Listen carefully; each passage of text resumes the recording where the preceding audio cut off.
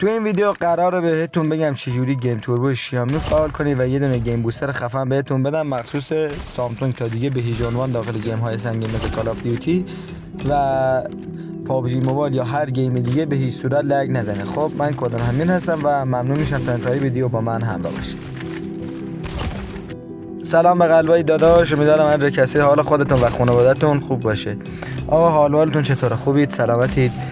تو این ویدیو همونطوری که در اینترو شنیدید قراره بهتون یاد بدم چجوری گیم توربو شیائومی فعال کنید و یه دونه گیم بوستر خفن هم بدم مخصوص سامسونگ دیگه داخل گیم های سنگین مثل کال آف دیوتی لگ نذارید.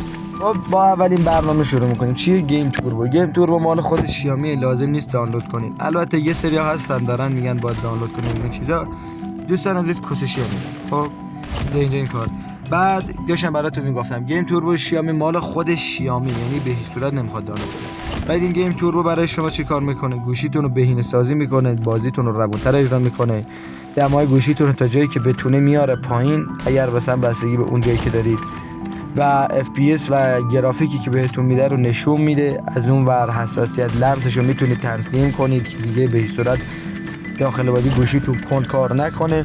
در کل به شدت برنامه خوبیه. و بچه شرمنده اگر گیم پلی بده، بزرگی خودتون ببخشید، گیم پلیش هولکی شد. چرا میگید هولکی شد؟ قرار نبود مثلا ویدیو درست کنم، مثلا قرار نبود تا این چند روزه ویدیو بلند است درست کنم. بعد یکی از بچه‌ها گفت که داش اگر میتونی گیم توربو شیائومی آموزششو برام بذار یا بهم توضیح بده. بهش توضیح دادم داخل تلگرام، متوجه نشد. گفت متوجه نشدم. گفت اگه میتونی داخل یه ویدیو چیزی بهم بگو. گفتم چش داداش.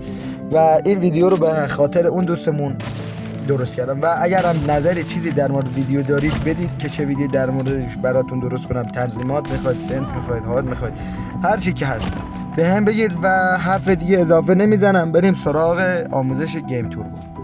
خب بچه اول از همه باید گوشیتون رو به زبان انگلیسی تغییر بدید. باید چجوری تغییر بدید؟ اول از همه وارد تنظیمات میشید و میرید پایین تنظیمات بیشتر رو انتخاب میکنید. و وقتی وارد تنظیمات بیشتر شدید این بخش دوم رو میبینید از بالا، روی اون میزنید و زبان‌ها رو انتخاب میکنید. اینجا شما میتونید دو تا زبان انتخاب کنید، یکی انگلیش ایندیای، یکی انگلیشی معمولی، که این انگلیشی که من گذاشتم رو شما هم بذارید و برگردید به صفحه اصلی گوشیتون.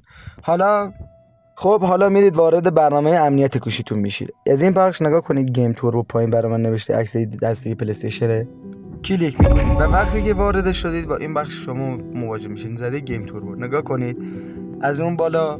و بچه ها این بخش نگاه کنید، شما میرید هر گیمی که میخواید رو چیز میکنید، اضافه میکنید. حالا کال آف میخواد باشه، کلش میخواد باشه یا هر گیم دیگه. و از این بخش میرید وارد تنظیمات میشید و تنظیمات رو دقیقا مثل من میذارید.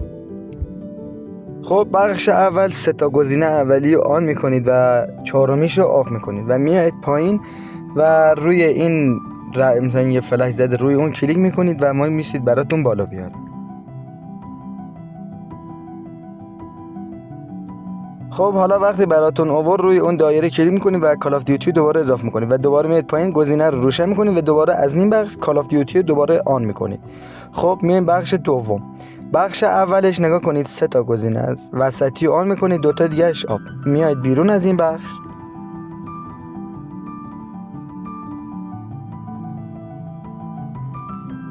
و گزینه زیری رو دوباره آن میکنید و دوباره میرید از این بخش کال آف دیوتی رو اضافه میکنید. یا حالا هر گیم دیگه که میخواید، فقط مخصوص کال آف دیوتی نیست، همه گیم ها میشه مثل کلش، کال آف، فری فایر، ماینکرافت، پابجی یا هر چی. و دوباره میاد پایین و دو تا گزینه زیری رو آن میکنید. این سه تا گزینه رو آن میکنید و از اون دو تا بخش کال آف اضافه میکنید. این بخش اصل کاری اینجاست. این تیک رو روشن میکنید و میرید وارد این بخش میشید. نگاه کنید و اینجا این چهار تا گزینه رو آن میکنید که اصل کاری گیم توربو همین چهار گزینه است. خب بعد اینکه آن کردید میرید بخش بعدی. خب حالا اینجا رو سر کال آف دیوتی میزنید و این بخش رو نگاه کنید. بخش اولی رو این گزینه است و شما تا اینو تا خرطناق زیاد میکنید و این یکی پایینش رو کاری ندید و میایید دوباره توش. بخش من رفتم بیرون. اینجا برای شما روی این گزینه، این چی گزینه چی؟ حساسیت صفحه شما میذارید روی آخرین و بالاترین گرافیک و وقتی اونو انتخاب کردید از چیز میایید بیرون و هر دفعه که خواستید میتونید از گیم توربو وارد بازی بشید و به نظر من بهترین کارم اینه. و از این بخش دوباره کال آف دیوتی اضافه میکنید و اضافه نمیخواد کنید، خودش براتون هست و وارد بازی میشید. به همین سادگی.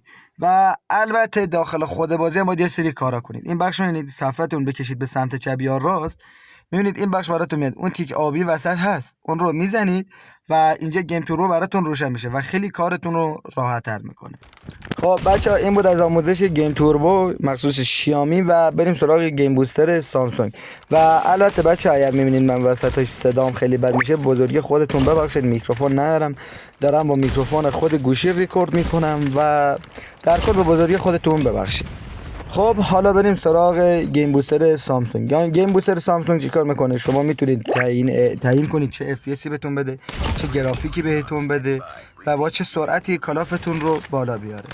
و به شدت به نظر من این برنامه خوبه. خودم رو گوشی قبلی که سامسونگ بود کلا از این برنامه استفاده میکردم موقعی که لگ میشدم و یه برنامه به شدت خوبه و داخل چنل تلگرام براتون گذاشتم، میتونید برید دانلود کنید و لینک کانال تلگرام هم داخل دیسکریپشن براتون گذاشتم.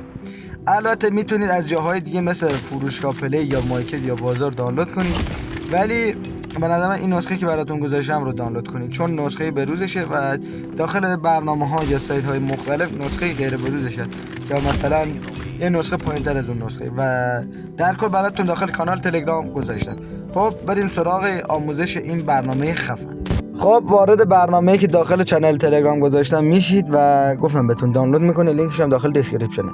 وقتی که وارد برنامه شدید یه مقداری براتون طول میکشه تا بالا میاره. وقتی که وارد شدید شما چند تا بخش دارید.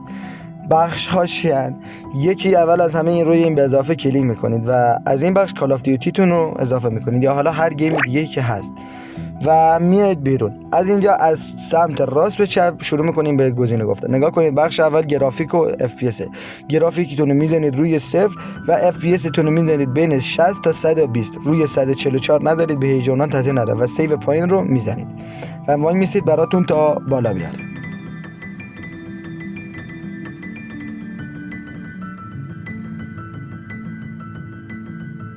خب وارد بخش دوم میشید، یعنی بخش وسطی. کاری به گزینه ها ندارید، البته بستگی به خودتون داره. دوست دارید آنشون کنید، دوست ندارید هم آفشون کنید که به نظر مثلا کاربردی ندارن و روی بخش آخر میزنید و براتون 4 تا تیک میخوره. اصل کاری این 4 تا تیکه. هر وقت که میخواید وارد کالاف بشید یک بار این 4 تا تیک رو بزنید و از اون گزینه بالا میایید بیرون و وارد کالافتون میشید. همونطوری میبینید برای من یه 2 تیک هم خورد. بعد میاد از این ور وارد کالافتون میشید، میزنید روی کالاف و ساب میکنید براتون بالا بیاره.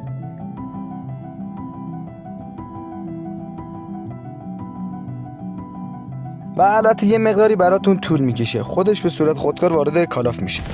خب عشقا نزدیک میشیم به انتهای ویدیو. امیدوارم که از ویدیو خوشتون اومده باشه و یک ویدیو بشه در خوب این ویدیو به نظر من به دوستاتون معرفی کنید و مدیونید اگر فکر میکنید برای رشد کانال خودم میگم.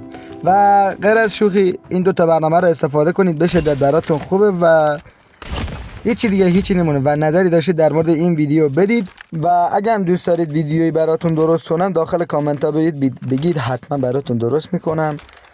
و خیلی ممنونم که تا انتهای ویدیو با من همراه بودید. خیلی ممنونم دوباره و اگر هم دوست دارید میتونید با لایک و ساب کردنتون از من حمایت کنید. عشق منید و تا ویدیوی بعدی و هر چیز دیگه بدرود و حتما جوین کانال تلگرام بشید، اونجا چیز زیاد میذارم و تا ویدیوی بعدی بدرود.